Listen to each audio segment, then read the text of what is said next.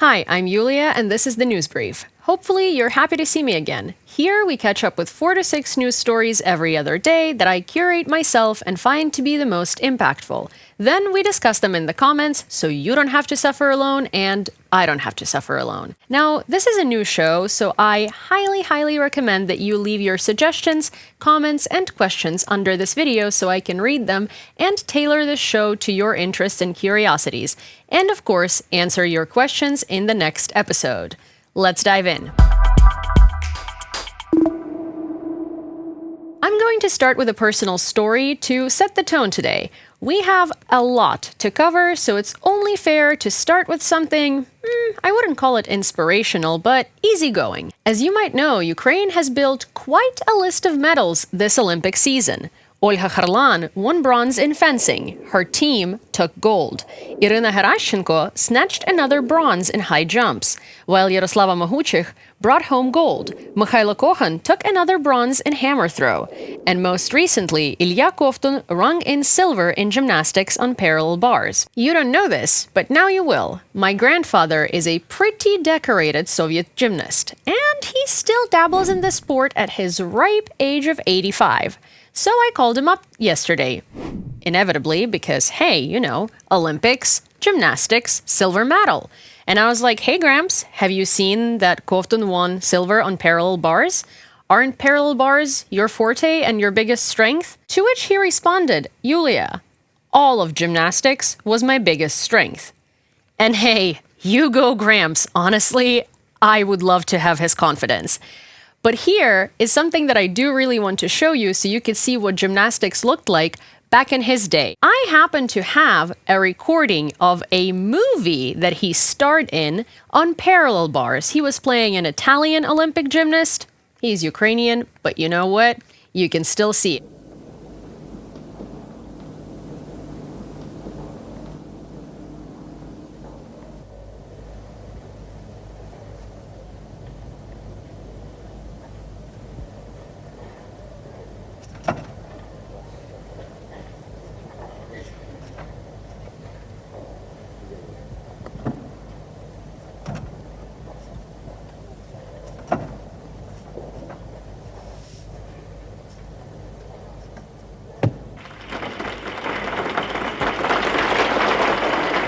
First and foremost, EU approved a new sanctions package against Russia's little brother and minion, Belarus.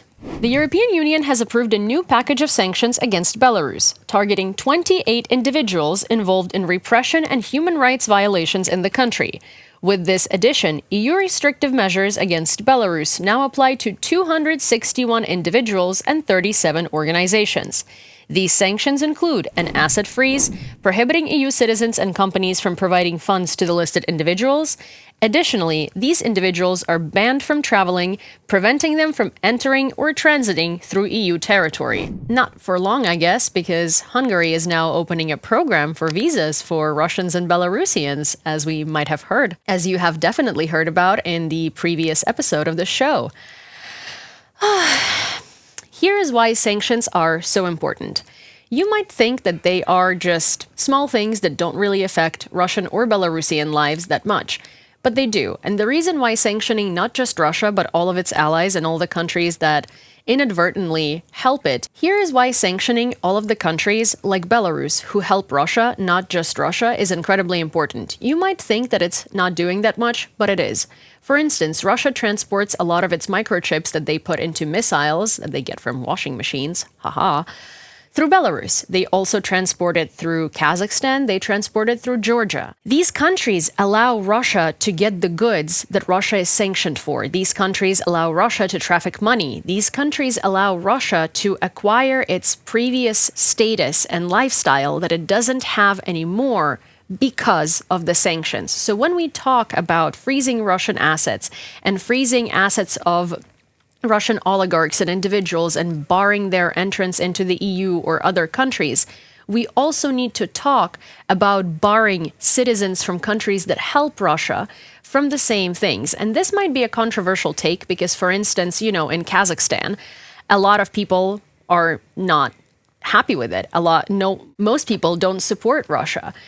Same goes for Georgia, but their governments do kind of closely cooperate with Russia. So even putting it out there and saying that this might be happening might prompt these governments to shut down Russian tourism and shut down Russian transit. That way, the people in these countries don't suffer, nothing happens to them, but Russia has one more gate closed from trying to do horrendous things to Ukraine. So hopefully this explanation will give you a better idea as to why it's so important to not only punish Russia, but also countries that end up aiding it. Speaking of Russian countries that are aiding it, actually, in the previous episode we talked about Georgia, Sakartvelo, and the pro-Russian legislation that came out in the country that is incredibly infringing on human rights and just genuinely rights of all of the Georgian citizens and prohibits media from being able to freely function and a lot more. So Georgia strikes again, rather Georgian government strikes again, not only against the Georgian citizens, but in the direction of Russia. The Georgian pro-Russian party, Solidarity for Peace, has proposed to Russia the restoration of strategic cooperation by concluding a new Georgiev Treaty, similar to the 18th century agreement that placed Tbilisi under Moscow's protectorate, reports Jam News. Party leadership stated that the specifics of the cooperation are being determined, considering the alleged growth of Russia's geopolitical role both in the world and in the region. The main essence of our appeal will be the establishment of new relations, a new agreement based on a new reality, said Party Secretary Timur Pipia. The reality being Georgian government being a Russian puppet regime, and Tbilisi being placed under Moscow's protectorate is basically a tiny little intercity Soviet Union, because they will be sharing information with each other. They will be having access to, I assume, each other's documentation of financial documentation, citizen documentation. So what that actually does is it doesn't put Tbilisi under any protectorate. It puts Tbilisi under the eagle eye of Russia, where Russia acquires all the information on Georgian citizens and can monitor them more effectively than it can now. Well done. Pipia claims that their party is the only Georgian political force capable of discussing very important issues with Russia that concern Georgia. He also considers the ruling Georgian Dream Party, which is often labeled as pro-Russian, to be a much more democratic party and a government force. Oh yeah, the same much more democratic party that recently decided to implement a law that would basically prompt Georgian citizens to potentially be jailed if they sent money abroad or received money abroad from their relatives through Western Union, because literally anybody that has any cooperation with any foreign structures, aka Western Union, could be considered a spy. Super democratic. Another country that is finally, potentially, hopefully, I honestly would celebrate it getting in trouble is Hungary. And for good measure. A group of legislators in the European Parliament is urging the European Commission to take action against Hungary following Budapest's decision to simplify entry for Russians and Belarusians. Among the proposed measures is the suspension of Hungary's participation in the Schengen area, according to Politico. If you don't know what Schengen area is, it's basically this union within the EU, because not every single country participates in Schengen, that allows a holder of a visa of any country participating in Schengen to freely move around all of the other Schengen European countries.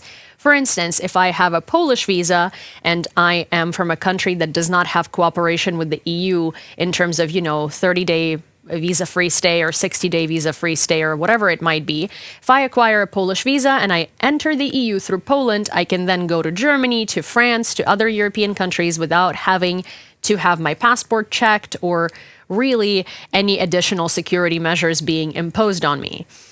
So, since Hungary is implementing the law where it's going to be expecting 65,000 Russian and Belarusian workers with their families, so about 300,000 ripe and fresh Russians, the EU is not having it and is not happy with it, because when you enter Hungary and when you enter a Schengen area, you're not only entering a free pass into Europe, you also potentially might be able to travel to the US. Especially if you have a worker's visa in a European country. This is not good because, first of all, we know that Hungary is aiding Russia already, and we know that they're not going to be doing extensive security checks, so a lot of Russian spies are going to sneak through those borders.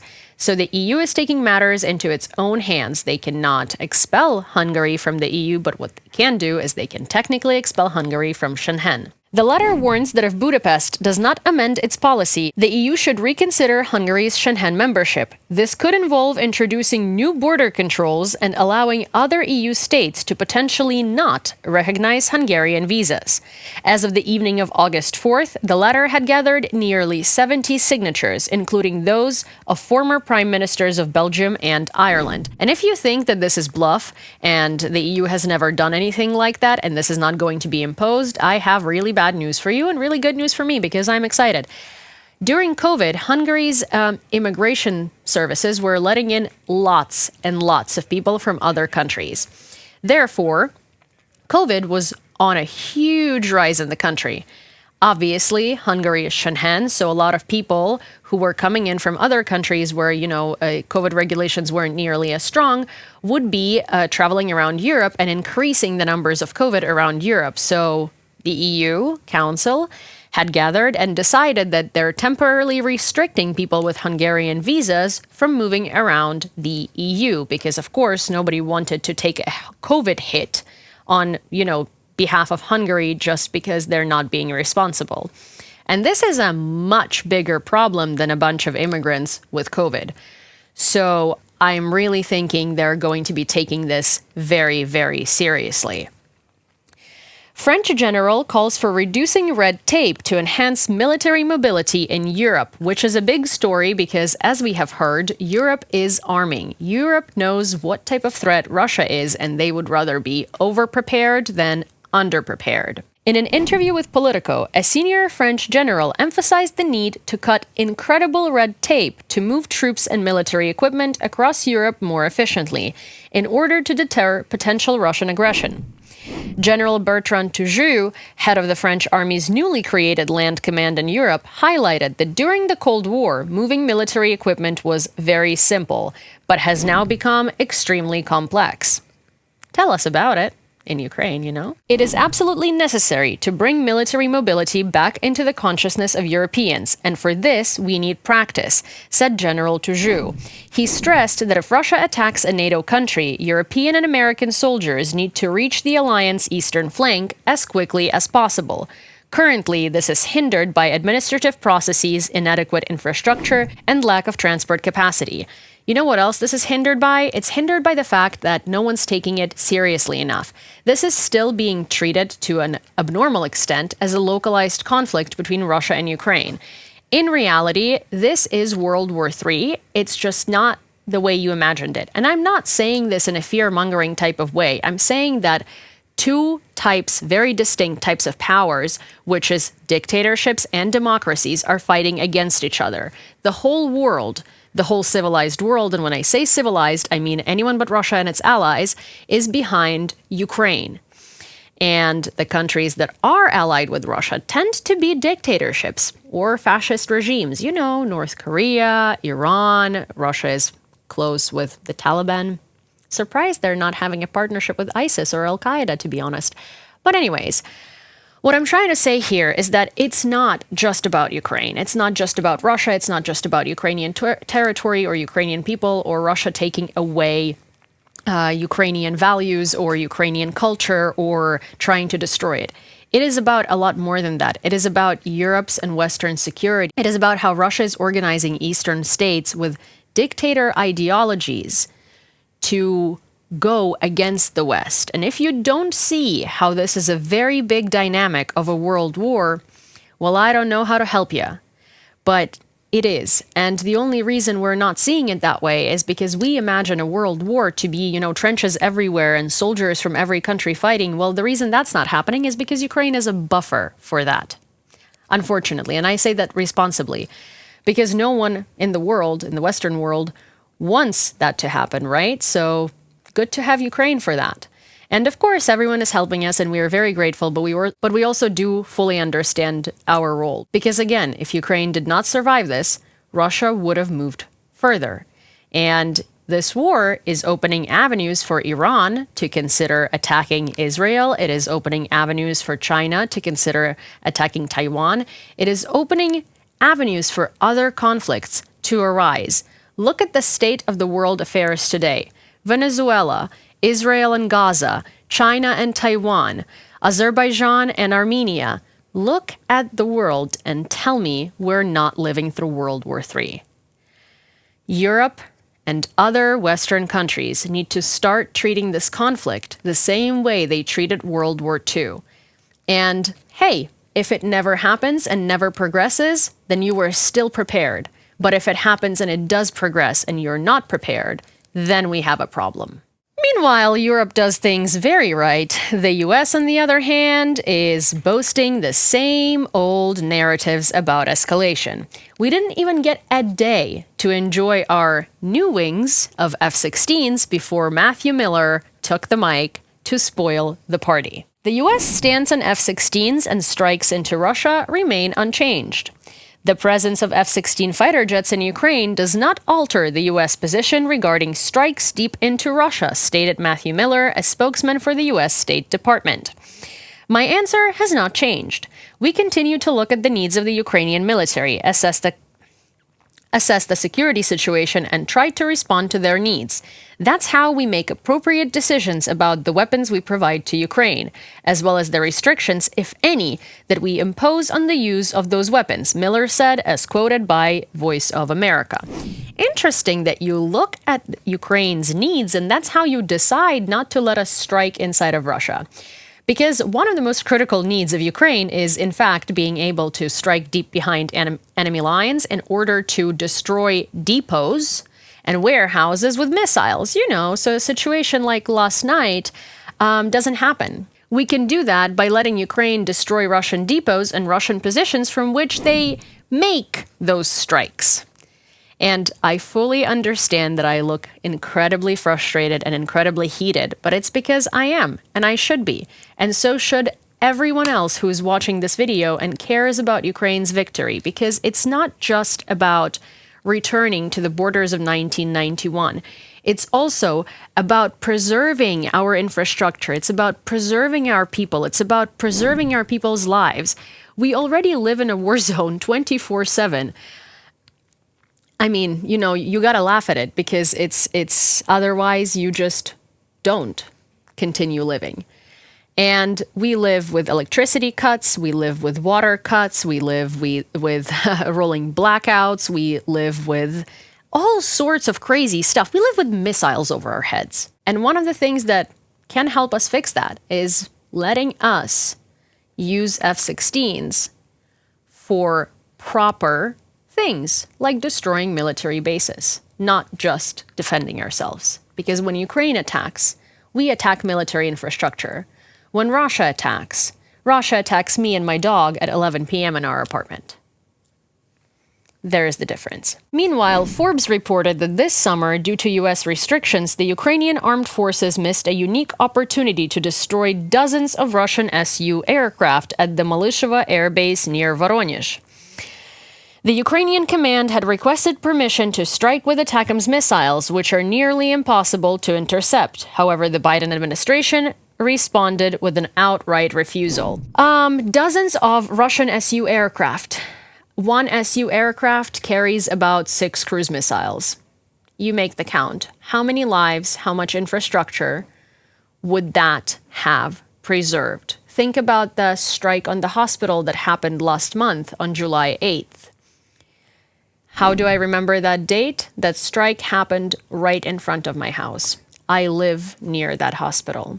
And that would have been prevented had we destroyed dozens of 6 missile-carrying aircraft. And all we had to do is get permission to strike with ATACMS. It is funny to me when the West refuses to let Ukraine do certain things because it's an escalation. Meanwhile, Russia has never really escalated in a way that would hinder the West in any way. Russia escalates every single day. Striking hospitals is not an escalation. Sending 6 ballistic missiles onto Kyiv's residential neighborhoods in the middle of the night is not an escalation. Russia escalates every single day.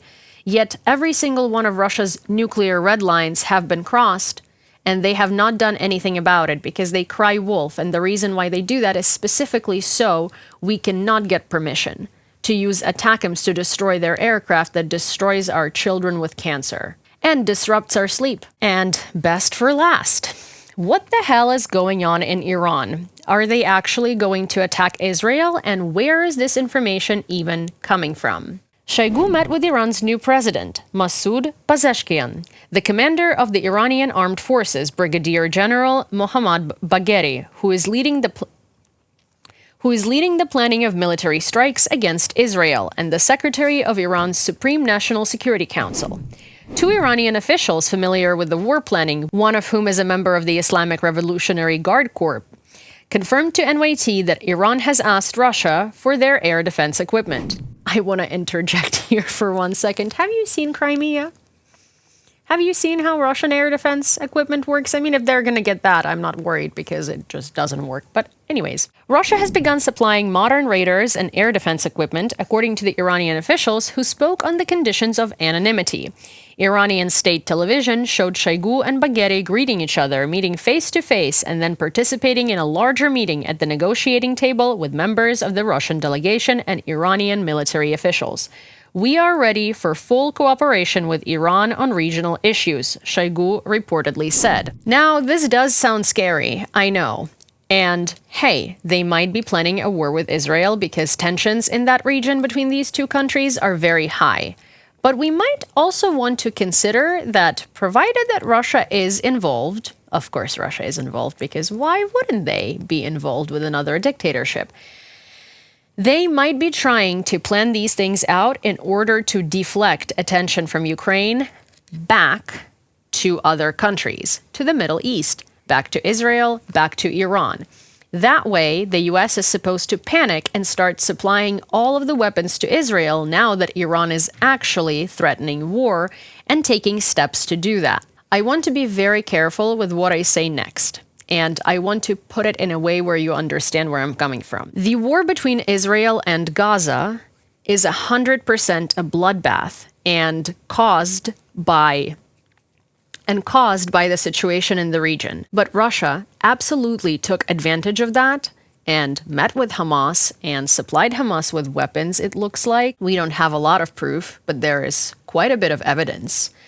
And it is very, very good for Russia for another massive war to be happening somewhere else, especially between a United States ally and another country that Russia can take under its wing.